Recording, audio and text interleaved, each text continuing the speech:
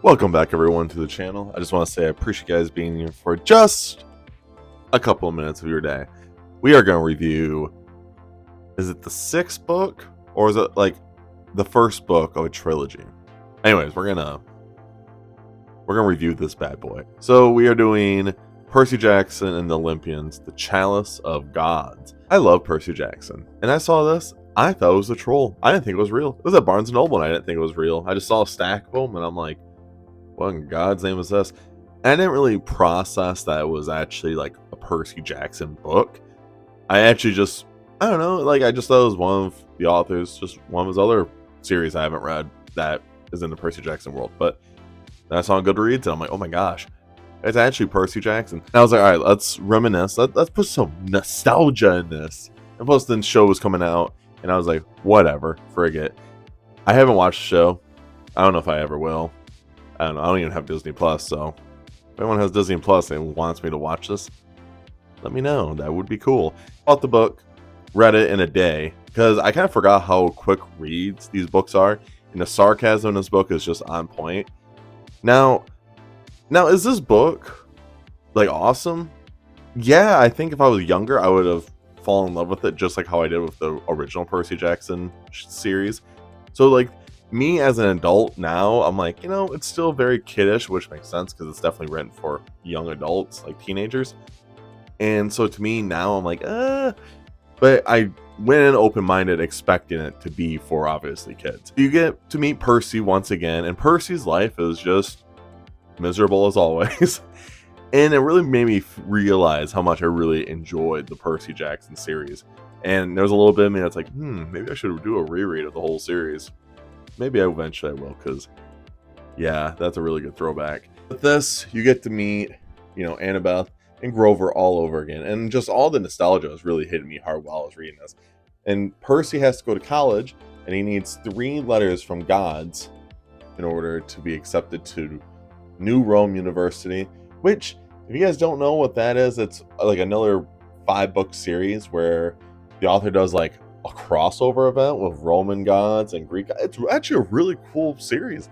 I didn't know how I was gonna feel about it, but when I started getting into it, I'm like, dang, this kind of slaps.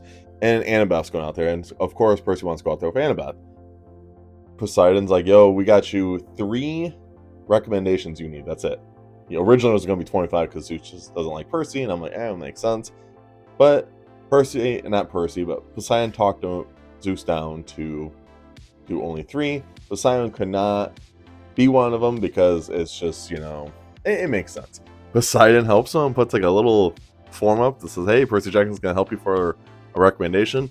Percy meets the god that does clearly the Chalice god.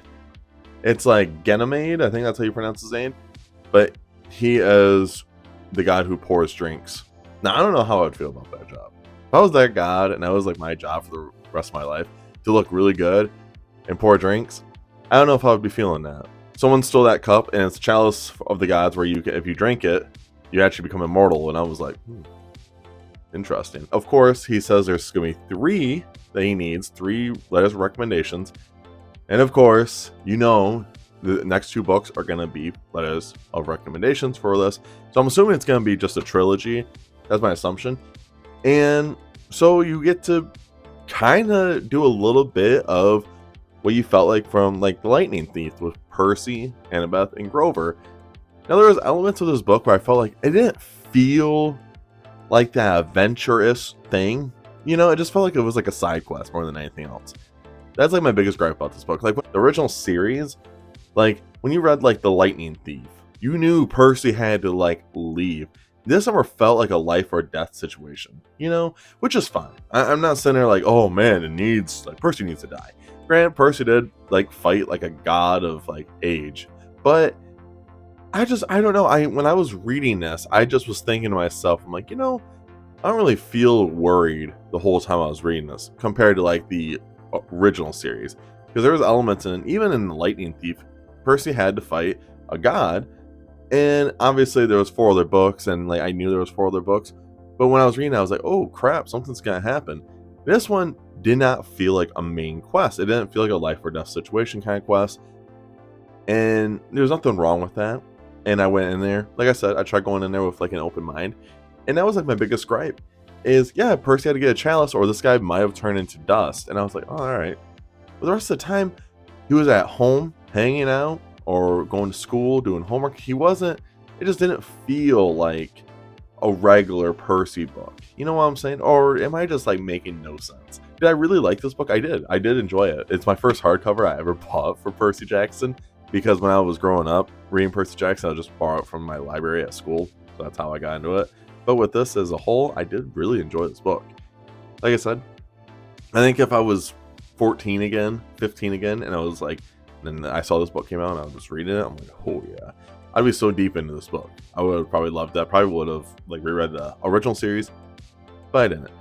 But with this book, I did enjoy it. I think there was aspects of it where I was just like, this is tasty, good stuff. It really hit my nostalgia more than anything else in this book. And I really enjoyed that aspect. But honestly, other than that, I enjoyed it. And he did a lot of good references back to the original series, which I did like, because I was like, I remember that. If you guys made it to the end of the video, I do appreciate it. Make sure you guys check out all my socials down below. And of course, make sure you guys stay safe, stay hungry, and tell someone you love them. I'll see you guys in the next video. See ya.